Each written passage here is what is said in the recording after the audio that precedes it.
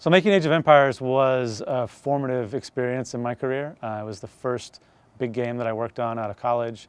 I had started a game company while I was in college. We financed it on my credit cards because somebody was dumb enough to give me a $10,000 limit. And we did a game that didn't do very well, but it turned into a great demo for me to get the job at Ensemble. And so I joined Ensemble right after I graduated and gotten married, and the next week I started at Ensemble. And it was a great time to be a game developer. It was at the height of the 90s. The budgets were high.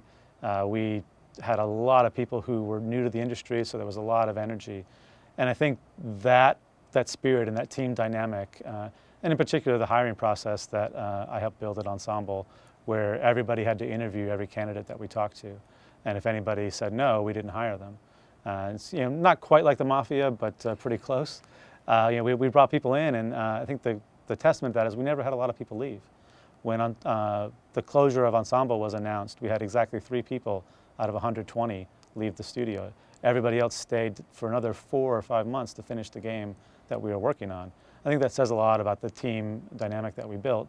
And then as we look at building Bonus, I think that's really critical too. And it extends into the games. We want games that are deep and interesting and have a lot of replay value, that are things that you want to talk about with your friends while you're not playing the game. And that's the hallmark of a BonusXP, I think, is a game is depth and strategy, and wrapped up in a nicely polished game. But in the end, the gameplay brings you back, and you're thinking about, oh, geez, I lost that game, but if I had just done this, and then you fire it up again and you play another game, like that's a great thing for us.